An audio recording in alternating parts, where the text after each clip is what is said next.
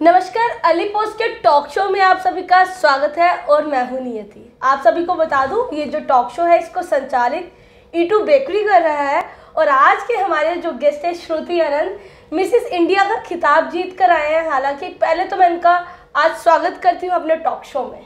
Thank you नियति and thank you so much for having me here. Welcome ma'am. Shruti ma'am, मैं आपसे जानना चाहूँगी कि आपने मिसेस इंडिया का खिताब अभी हालांकि जीता है लास्ट मंथ ही, तो उसका एक्सपीरियंस हमारे व्यूअर्स के साथ शेयर करें। नियति, एक्चुअली ड्रीम्स आप देखते तो हैं लेकिन साकार भी उनको रिस्पॉन्सिबिलिटी आपकी ही है उनको साकार करने की। तो मैंने भी एक ड्रीम देखा था और उसको साकार करने का मौका मुझे मिला last month. Opera Mrs India 2022 में मैं सेकेंड रनर अप पोजीशन पे आई और उसी के साथ I have experience lot of good things and there is a learning for me from this experience. Very nice ma'am, very nice. Ma'am, क्या सोच के गए थे इस मिसेस इंडिया के जीतने में? बेसिकली मैंने सोचा कुछ नहीं था नियति।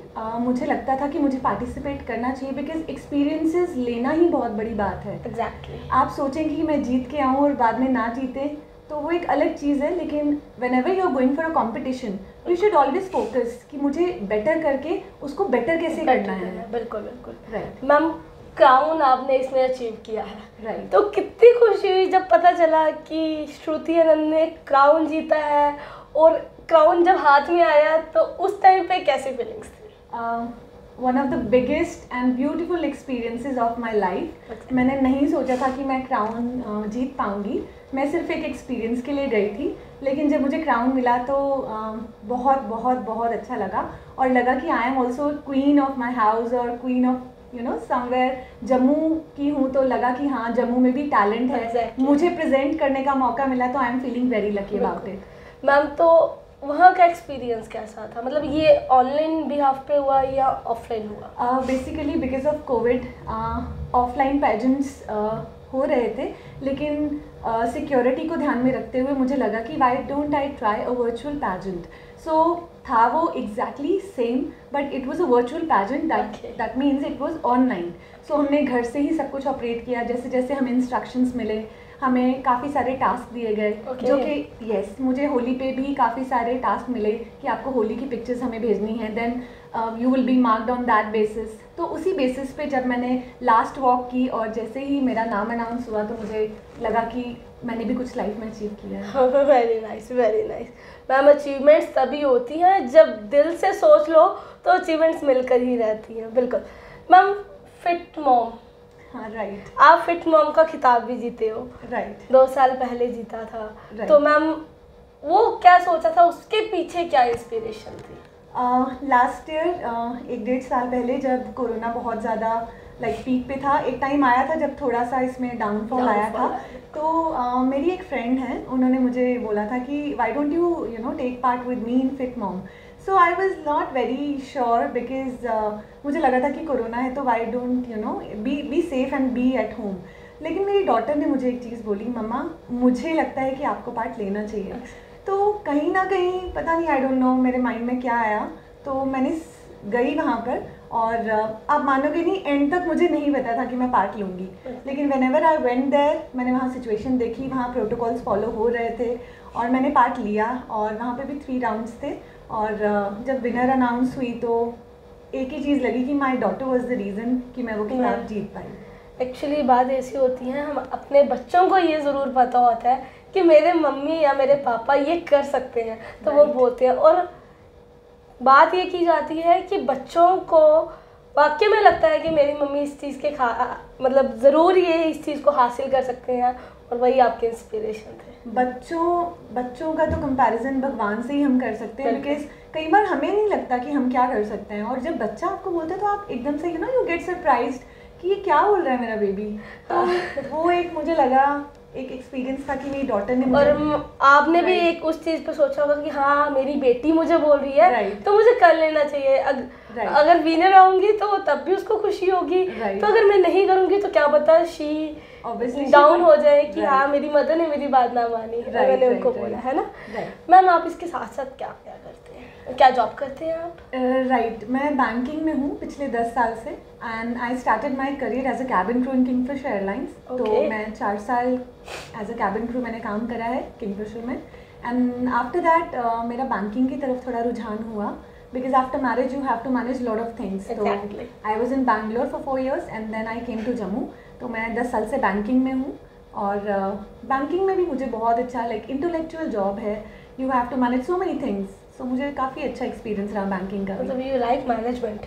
Yes, I just love to manage, because हर चीज़ बिखरी हुई लाइफ में अगर रहेगी तो आप कुछ अचीव नहीं कर पाएंगे, मुझे ऐसा लगता है। तो मैम मैनेजमेंट की बात की तो ऑब्वियस सी बात है आप मैरिड हैं, Right. आफ्टर मैरिज जो होता है बहुत कुछ मैनेज करना पड़ता है, Right. जॉब भी आपने की और अपने पेशेंट को भी साथ लेके चल रहे हो, Right. और फैमिली जो है उसको भी साथ लेके चलना, तो Right. कैसे मैनेज करते हो आप? मुझे लगता है कि we should talk less and work more.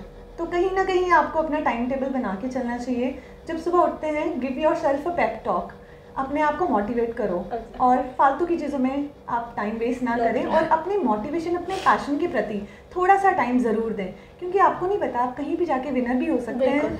तो इसीलिए वो तो मैम अपनी मेहनत भी ज़रूर होती है, और अब लक भी जो होता है सबसे बड़ी बात Right. होती है, क्योंकि मेहनत तो वहाँ पर हज़ारों पार्टिसिपेंट होंगे, सबने मेहनत की होगी, Right. बट लक किसका बेस्ट है वो वहाँ पे जज ही बता सकता है Right. कि who is the winner and who is the luckiest person. Right. तो मैम स्पोर्ट की बात की जाती है, आपने इतना कुछ अचीव किया है, ये बहुत बड़ी बात है, जो भी आपने मिसिस इंडिया का खिताब भी जीता, फिट मॉम चैलेंज में भी आप विनर है। तो मैम सपोर्ट कितनी है ज़्यादा है फैमिली की, क्योंकि आफ्टर मैरिज Right. सपोर्ट कई बार, क्योंकि कई ऐसे घर होते हैं, हम हर एक को नहीं बोल सकते, बट कई ऐसे होते हैं जिसमें ससुराल वाले Right. इसके ऊपर अगेंस्ट बोलते हैं कि नहीं बहू को ये नहीं काम अच्छा लगेगा। Right. तो आपके साथ क्या कभी ऐसा हुआ? मेरा उल्टा है मेरे घर में मेरी मदर इन लॉ बहुत सपोर्ट करते हैं। वो बोलते हैं कि you should take participation in all these things, because उनको ये लगता है कि अगर मोटिवेट करूँगी मैं तो ये हमारे घर का नाम बिल्कुल। रोशन करेगी, उनको लगता होगा शायद, तो वो मुझे हमेशा सपोर्ट करते हैं। बाकी husband is the biggest support in बिल्कुल। Family, he supports me, and he always he is always there for me in every situation. तो मैम जब फिट मॉम का प्रोग्राम था, क्या हस्बैंड साथ गए थे? हाँ जी, मेरा एक्चुअली छोटा बेबी तब 1 ही साल का था, तो मदर इन लॉ ने उसका ध्यान रखा घर पे, और हस्बैंड साथ में गए थे, डॉटर साथ में थी। And when I became the winner, तो मेरी सबसे बड़ी चीयर लीडर मेरी डॉटर थी। She was shouting down the stage, and I felt so proud, I just can't explain that feeling to you. Because वो फीलिंग्स वही एक्सप्लेन कर सकती थी, क्योंकि उसने आपको कहा था कि Right. मम्मी इसको ज्वाइन करो। एग्जैक्टली। मैम हॉबीज पे बात करते हैं, आपकी हॉबीज क्या है? I love to travel, I love swimming, and I love to explore new things. अगर ऐसा नहीं होता तो शायद मैं एयरलाइंस की कैबिन क्रू ही बन के रह जाती। बिल्कुल। अगर एक्सप्लोर करने का मन नहीं होता तो मैं बैंकिंग में भी नहीं आती। बिल्कुल। और एक्सप्लोर करने का शौक था, तो मुझे लगा कि पैजेंट्स में मुझे पता नहीं था इनके बारे में, but somehow I just developed interest, social media पे भी obviously you become so aware these days. बिल्कुल, बिल्कुल। सो एक बार जो फिट मॉम में करा मैंने पार्टिसिपेशन, वहाँ की विनर रही, बिल्कुल। तो फिर भी लग रहा था कि नहीं, it is a bigger platform, it was a national level competition. Exactly. सो मुझे यही लग रहा था कि मे बी मैं कर पाऊँ या ना कर पाऊँ, तो मैंने वही सोचा कि एक्सप्लोर करने में क्या जाता है। मैम आप कथक भी, Right. मुझे जहाँ तक लगता है you love Kathak. I just तो मैम स्टार्टेड लर्निंग। कथक की शुरुआत कब हुई? कथक का जो अंश जो मेरे मन में पैदा हुआ वो बचपन से ही था। मेरे घर वालों ने मुझे कथक के लिए, डांस के लिए बोला कि आप लर्न करो, बट तब कुछ इश्यूज़ की वजह से थोड़ा दूर था मेरे घर से, तो I could not continue. But last 2 years back when corona hit the country, तो मुझे लगा कि नहीं, we should learn something, because खाली जो दिमाग है उसमें आप क्या कर लोगे, ज़्यादा से ज़्यादा आप 2 लोगों का बोला जाता है खाली दिमाग शैतान का घर होता है। बिल्कुल बिल्कुल, I was just about to say that. तो it's better to construct your time in a positive manner. तो मुझे लगा कि मैं कथक करती हूँ, तब मुझे पता चला कि ऑनलाइन क्लासेस भी होती हैं। ओके। तो मेरा अभी एम जो है वो डिग्री कंप्लीट करने का है, और I would just love to complete my degree as soon as possible. It's been 2 years that I'm learning from my guru Shri Anshita Puri. So वो मुझे बहुत अच्छे से सिखा रहे हैं अभी, और I am learning as much as I can, because online में देयर आर सर्टेन नहीं मैम, आपके स्ट्रक्चर जो होता है वो बता रहे हैं कि ये एक फिट मॉम भी है, अगर ये किताब हासिल किया तो फिट मॉम वाकई में है, और अगर मिसेस इंडिया का किताब भी हासिल किया तो वाकई में मिसेस इंडिया की तरह लगते भी हैं। और अगर कथक की बात की जाए तो वो फिटनेस से बता ही रही है कि कथक जो है वो फिट रखता भी है, और डांसिंग जो है वो एक ऐसा प्लेटफॉर्म है जो व्यक्ति को किसी ना किसी तरीके से फिट लगता है और फ्लेक्सिबल भी ज़रूर रखता है। मैम न्यू अपकमिंग कुछ नया करके दिखाने वाले हो आने वाले दिनों में? सोचा तो है, और पैजेंट्स में I would love to participate, क्योंकि कहीं ना कहीं मुझे लगता है आप जहाँ से शुरू करते हो वहाँ पे आपको रुकना नहीं चाहिए, बिकॉज अगर आपका एक गोल नहीं होगा तो फिर आपने जो अचीव किया वो एक ना एक दिन सब भूल जाएंगे। I think it's better to inspire and construct a positive way for others. बिल्कुल बिल्कुल। मैम पर्सनैलिटी की बात की जाती है, नो डाउट पर्सनैलिटी लुक्स जो होती हैं वो सबसे इम्पॉर्टेंट रोल प्ले करती है एक व्यक्ति की लाइफ में, क्योंकि जब आप किसी भी एक डोर के अंदर जब आप किसी भी जगह पे जाकर एंटर करते हो तो सबसे पहले आपकी पर्सनैलिटी को देखा जाता है, ना कि बल्कि आप क्या बात कर रहे हैं, आपने क्या अचीव किया है, वो बात की बात रहती है। तो मैम पर्सनैलिटी पे आपका क्या कहना है? I think 70% of your body language speaks more than the words. तो मुझे लगता है कि personality matters a lot for a person.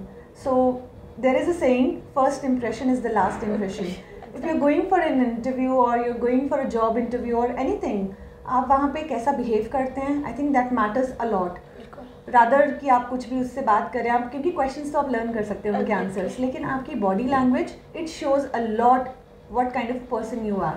तो मुझे लगता है कि पर्सनालिटी डेवलपमेंट में I am going to do something very सून।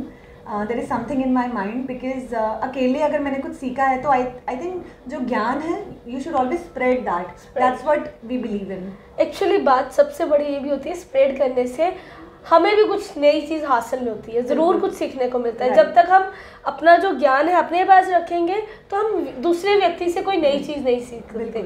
इसलिए अगर आपको अपने नॉलेज को स्प्रेड करोगे तो आपको बहुत सारी चीज़ें सीखने को मिल सकती है।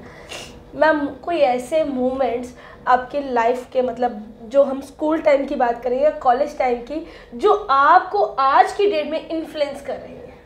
स्कूल टाइम पे हर एक पार्टिसिपेशन जो आप छोटे छोटे स्पोर्ट्स में करते हैं या डांस में करते हैं, वो उस टाइम पे आपको पता नहीं चलता, but you are actually getting disciplined अपने स्कूल टाइम पे, कॉलेज टाइम पे।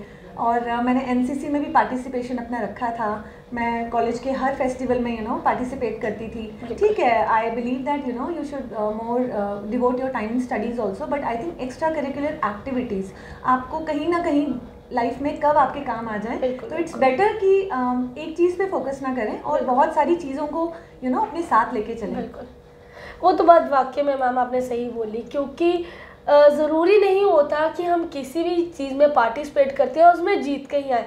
जो हमारी पार्टिसिपेशन होती है वो भी हमें बहुत कुछ सिखाती है। अगर हमने किसी चीज़ में विनर नहीं हुए, पर जो हमने पार्टिसिपेट किया, हमारे अंदर इतना तो टैलेंट है कि हम स्टेज को फेस कर सकते हैं। राइट, एग्जैक्टली मैम, क्या मैं सही हूँ? बिल्कुल सही बोल रहे हैं। बिल्कुल, क्योंकि ज़रूरी नहीं होता हमें अचीवमेंट्स के मतलब कुछ ना कुछ विनर होके ही हाल है।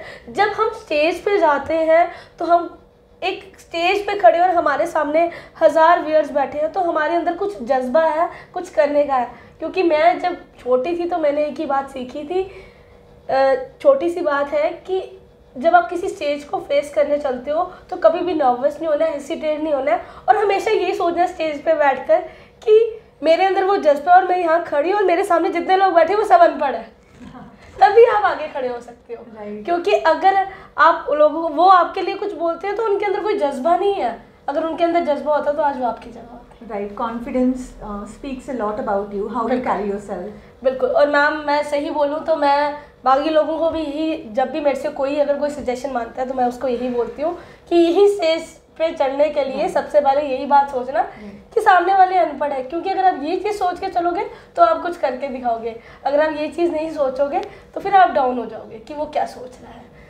मैम और क्या करके दिखाने वाले हो, क्योंकि यूथ की बात की आपने जैसे बताया आप डिसिप्लिन है, डिसिप्लिन मतलब एनसीसी के साथ आप जुड़े थे, तो आपने यूथ के लिए क्या सोचा है?